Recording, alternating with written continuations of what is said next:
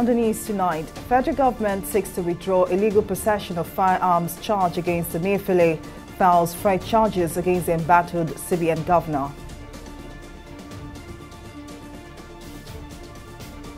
Army chief visits Niger State after jet crash and ambush on troops. And Nigeria's inflation rate rises to 24.08%, highest in more than 10 years.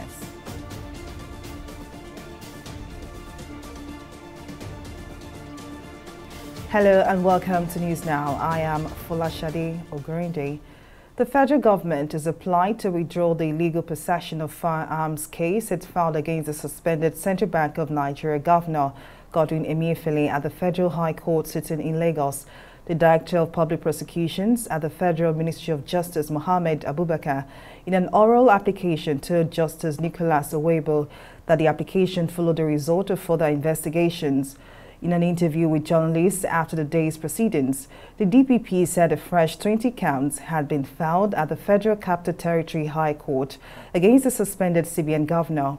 Also speaking after the court proceedings, counsel for Emefiele Joseph Dauda disagreed with the application, insisting that the federal government must first sort itself of the disrespect by the Department of State Services DSS, adding that the withdrawal of the charges should be in the public interest. We're withdrawing the charges because of emerging facts that requires further investigation. So we're withdrawing pending further investigation, at the end of which we'll probably come back with more charges. We are not in disobedience of the court order. When the court rendered its ruling granting the defendant bail, it was in two legs. It was granted bail and to be remanded in the custody of the correctional service pending fulfillment of bail conditions. You will agree with me that there are administrative processes, protocols for handing over a detainee from one agency to the other. And that is what the state services had to do. And that was what occasioned the delay in transferring him. And on the heels of that is the fact that he's also being investigated for other offenses. And if I may say this, there is also another pending charge at the FCT High Court as we speak. It is so obvious that that disrespect must be washed away and cannot be wished away before any other step can be taken, including the withdrawal of the charge. There is a greater issue. Are the courts to be used like tissue paper, blow your nose in it and throw it away? The courts are more than that. And therefore, we came prepared. They ambushed us with this oral application for withdrawal. There is no difference between withdrawal and nolle prosequi. When you have trammeled the order of bail of the court, disgraced a fellow brother agency into the world press by dragging one of their senior officials on the steps and throw him inside a waiting vehicle. And that issue is before the court. And all of a sudden you think that issue can be avoided by merely withdrawing the charge and everybody will go and sleep and wait till next time when you probably shoot somebody. I'm sorry to say that our application is that any other step, including withdrawal, cannot be attended to. Authorities of the Nigerian Army have confirmed that many soldiers were killed by bandits in an ambush on Sunday night during an operation by troops to stop bandits' attack on local communities in the area. There had been reports that 21 soldiers and officers were killed during the ambush, while the Air Force said its helicopter Mi-171 carrying casualties of the ambush crashed around the Shiroro area of Niger State. Responding to inquiries on the incident in a statement, the Director of Army Public Relations, Brigadier General Onyema Nwachukwu, said the Chief of Army Staff, Lieutenant General Torid Lagbaja, would be at the Wushishi local government area of Niger, where the bandits ambushed and killed troops. All security personnel have been urged to put an end to further attacks by terrorists who have become even more brazen. In an interview with TV360 Nigeria, security expert Yahaya Jarabu attributed the resurgence of these attacks to the coup in Niger State and Niger Republic, which he says serves as a morale booster to the bandits in the region to step up their assaults. We cannot, in totality, accept it that the influence of the coup d'etat or the junta that escalate the insecurity in the north, especially the Niger State. You can recall that the issue of security, issue of bandit kidnappers, it has been there for some years back. So it's a continuation, though we are still looking at it, the implication of the junta may support or give some morale to the bandit. But notwithstanding, we already have that problem at hand. And if you look at it, Kebbi State is not directly having border with Niger, unlike other states. It's having border with, I think, Benin Republic. So we cannot, in totality, join the two. But notwithstanding, it has some implication. The implication one, we talk about even the morale boosting. You know, when they had that military takeover there, and that gives them some morale. And when you have a high morale, you can do anything. It's like a spirit.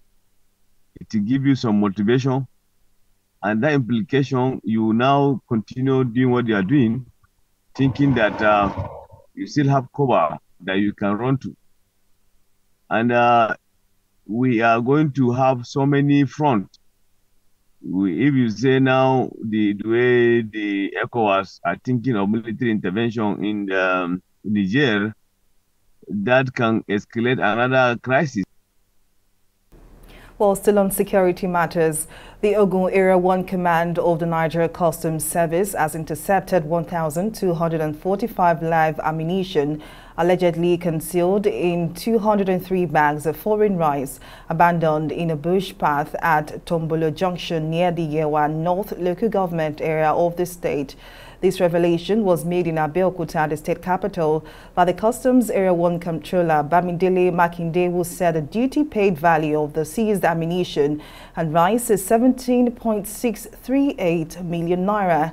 The area comptroller added that an investigation was ongoing to unravel the cartel responsible for the attempted smuggling, with a call to residents to furnish the command with useful information. During the examination of the seized vehicles and the item, about 1,245 rounds of 70mm 2¾ ammunition of Lion Trust, Supreme and Red Star branded cartridges were found to have been ingeniously concealed in 20 bags of the intercepted foreign rice. While considering the potential danger of the ammunition of such magnitude, if successfully smuggled in, we redoubled our efforts to ensure they do not find their way into the country. It is a threat to the safety of the border communities and national security. We are committed to ensuring maximum security of our border lines with all sense of patriotism. The duty-paid value of the seized ammunition and rice is 17,638,145,000. The House of Representatives ad hoc Committee on Job Racketeering has scrutinized the bank accounts of the 36 commissioners of the Federal Character Commission over alleged selling of employment slots. Chairman of the ad hoc committee, Yusuf Gaji, disclosed this at the investigative hearing of the panel in Abuja. Gaji said the panel was verifying the bank accounts of the commissioners, as well as those of certain individuals that have been serving as links to sell jobs and federal agencies. Our correspondent, Mary Kanu, has more details in this report. Reconvening for another hearing are members of the ad hoc committee of the House of Representatives investigating allegations of job racketeering in the Federal Character Commission. The chairman of FCC, Muhiba Dankaka, and the commission have been in the eyes of a storm of other job scandal hitting the commission. Some current and former staff of the commission have testified against Dankaka for running a job sales ring. At the resumption of hearing, new witnesses testified before the committee presenting bank statements and oral evidence linking 8 of the different commissioners in the FCC to job racketeering. Where I paid for my OPA to Yusho Gambo, it was through this I became familiar with Haruna Kolo. When I was taken to the IPPS office, that was how I got Kolo's contact. We did our IPPS on 14 October 2021. I started receiving my salary the next month in November. Based on that, I have confidence. Kolo told me to look for additional people. He equally told me that there will be another recruitment, where they paid money into my account. After that, Kolo told me that there is another organization, which is Nigerian National Institute of Marine and Oceanography, Lagos. These people that you called, I linked them to Abdullahi being from my hometown, Azara.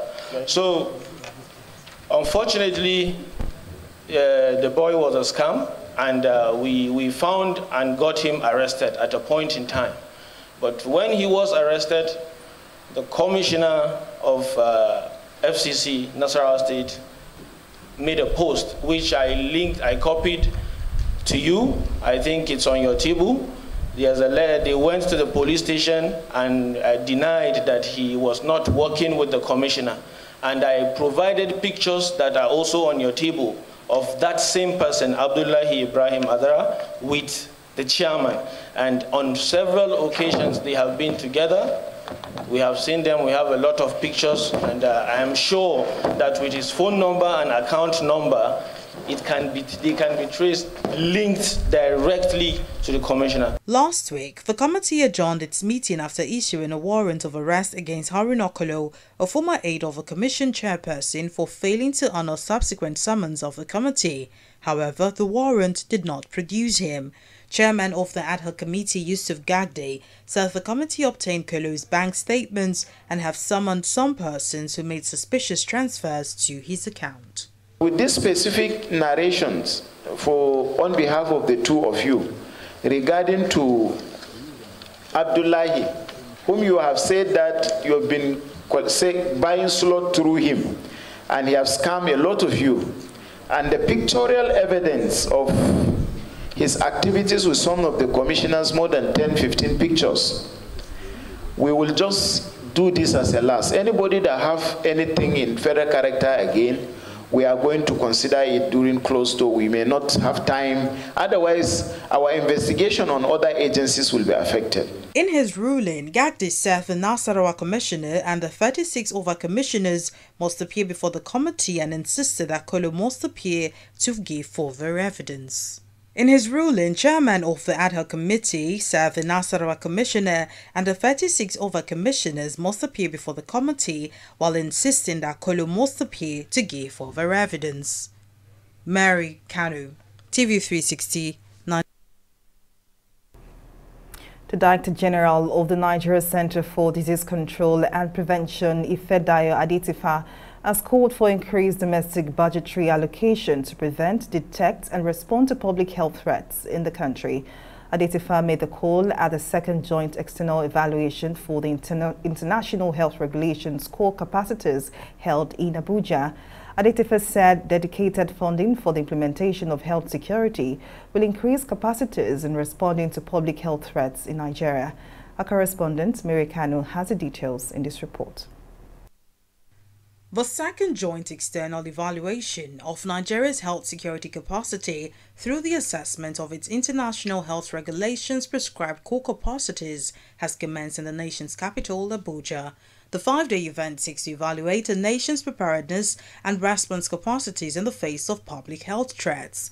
Speaking at the event, the Director General of the Nigeria Center for Disease Control and Prevention, Ifedayo Adetifa, said the program will help boost the country's responsiveness to disease outbreaks. Today's evaluation is a testament to our unwavering commitment to ensuring that our health security systems are agile, robust, and responsive. It is an opportunity for us to collectively examine our progress, identify gaps, and collaboratively design strategies that will steer us towards a safer and healthier future. The country director of the United States Centers for Disease Control and Prevention, Mary Boyd, said the epidemics of the last 2 decades have made it clear that more needs to be done for countries. This is Nigeria's second JEE, so Nigeria actually turns out to be, I think, the first country in Africa and the 3rd country overall to conduct a second one. And what that will do then is really help us see, okay, how well did we take to heart the initial comments, what did we put in place, and then what are the remaining things that we need to do. On his part, the senior advisor of the World Health Organization said ensuring health security in Africa will prevent outbreaks of diseases. And I'm here a week with a group of evaluators from all over the world, from Gambia to Zimbabwe, from the United States to Australia. And we are here to assess the progress that is made on health systems in Nigeria. And maybe there's no progress, then we will assess that as well. In the end, we will finalize with giving priority actions what to do for Nigeria. The joint external evaluation, which involves a diverse team of experts collectively evaluating a nation's preparedness and response capacities across 19 technical areas under the guidance of relevant ministries, departments and agencies, aims to make Nigeria's health sector resilient. Mary Kanu, TV360, Nigeria. We'll take a break here, but still to come on News Now. Kenya reinstates fuel subsidy for 30 days to curb inflation. We'll bring you details of the story and more right after this break.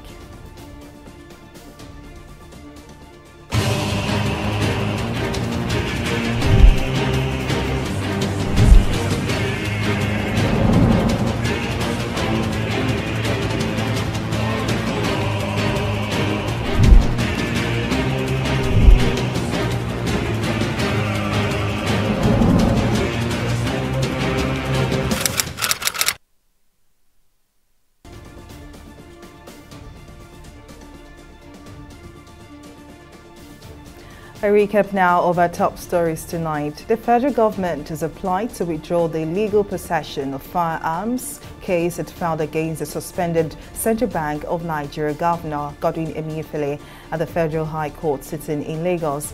The Director of Public Prosecutions at the Federal Ministry of Justice, Mohammed Abubakar, in an oral application to Justice Nicholas Owebo, that the application followed the result of further investigations.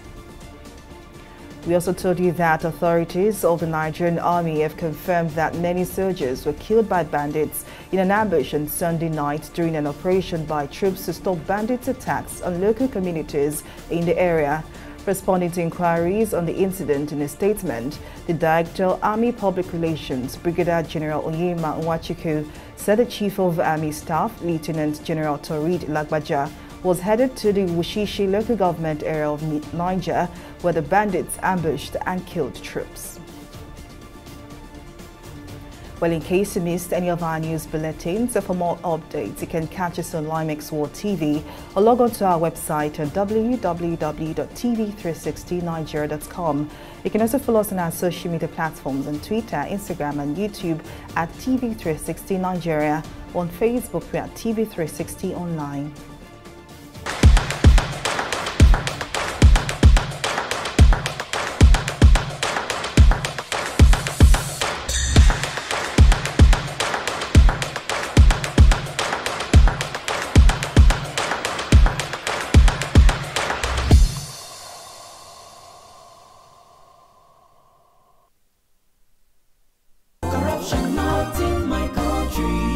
Hello?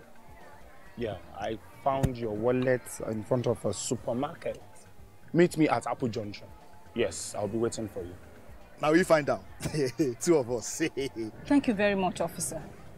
You know, it's surprising that men like you still exist in the police force. Yes, so... Oh, yes. This is just a token of my appreciation. Oh, no, you don't need to do this. We're only doing our job.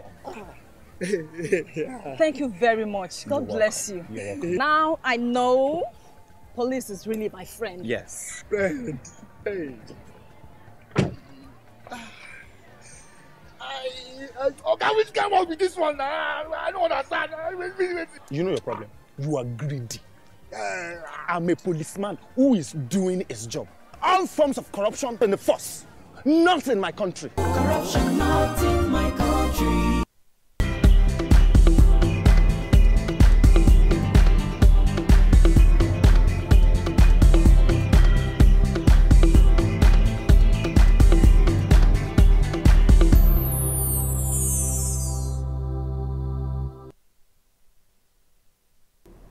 Welcome back. Mary Kani is on standby to bring us up to speed on the latest in the world of business. Mary, what's the latest? Many thanks for that, Shadi. Welcome to Business News. Amid the shortage of foreign exchange, Nigeria's inflation rate rose to 24.08% in July 2023, the highest in years. The July 2023 rate showed an increase of 1.29% points when compared to the previous month, which was 22.79%, the National Bureau of Statistics said in its Consumer Price Index report released on Tuesday. While the latest figure is the 7th consecutive rise in the country's inflation rate this year, analysts say there is no end in sight to the continuous rise in the inflation rate due to various economic factors bedeviling the country. It's not a surprise that our inflation rate keeps going up because our exchange rate is still free floated and is determined by the forces of demand and supply. And from what we are seeing, the exchange rate, the naira to the dollar is about 950 now in the parallel market. And we are still, foreseeing that it will still go further lower if the CBN is not going to do something about it. There's no possibility of an end in sight. Number two, because Nigeria is not yet thinking of ensuring a conducive environment for production. Everyone is saying we need to produce, we need to produce. The supply side is actually shortened. And then everyone is saying we need to produce, we need to shift from consumption to production. But my own point of view on that is that government has not actually given a conducive environment for production. And what do I mean by the conducive environment? Government has not looked at making energy affordable and accessible, like the president promised in his inaugural speech on May 29. The government has also not made, businesses to thrive. Rather, as a result of the removal of the subsidy, businesses are actually going down. And they are finding it so hard to actually survive the economic indices of the country. So what government needs to do is to actually subsidize energy, because when energy is subsidized, production can now be done, and then our GDP can go up, and then supply can now be increased, and then, our inflation rate can begin to now go down. Still in business, the Nigerian National Petroleum Company NNPC Limited says it has no plan to raise the pump price per litre of premium motor spirit, also known as petrol. In a statement, the company urged Nigerians to disregard speculations of a fresh hike in the price of the premium product. NNPC Limited spokesman Mohammed Garbuddin said the company has no intention to increase petrol price for the third consecutive time since the removal of petrol subsidy on May 29, 2023. We'll take a break now and be back with Stock Market Report.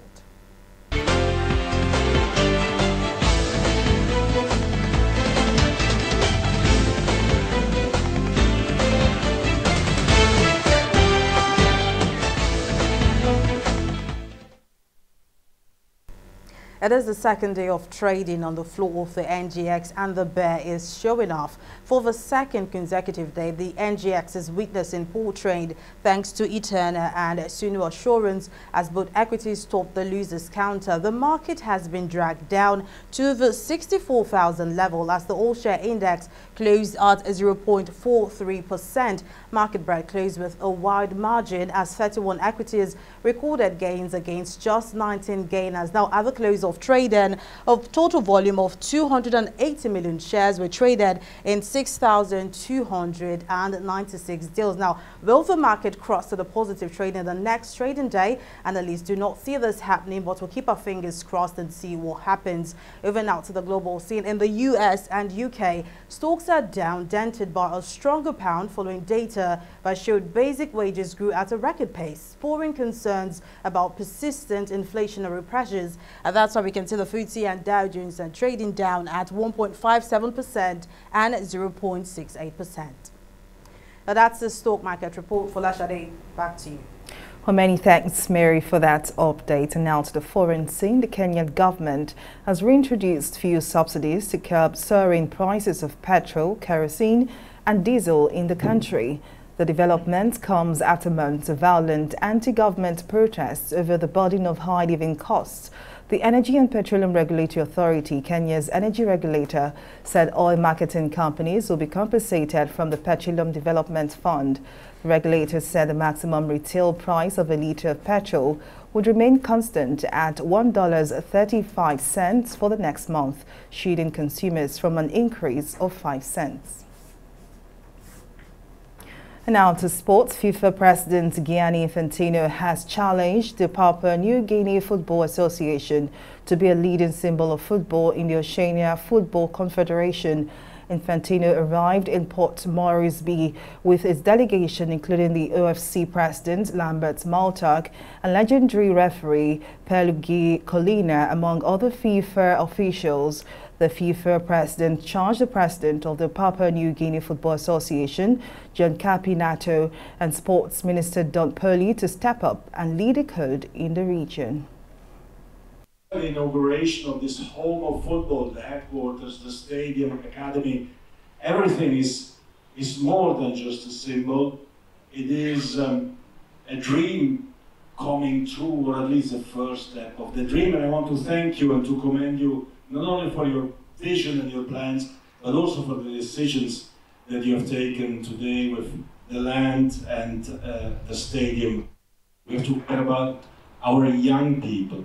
We have to care about the girls and the boys in Papua New Guinea, in Port Moresby, but in all the areas, all the rural areas as well of PNG, because we have to give every talent in this country a chance.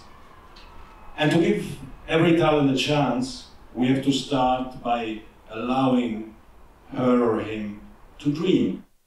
Let's work together. Let's commit to make sure that these steps that we've taken together today with the stadium, with the land, are just initial steps of a project that we are working all together. And that's the size of our news bulletin. Many thanks for watching. I am Folashade Ogurinde. Bye for now.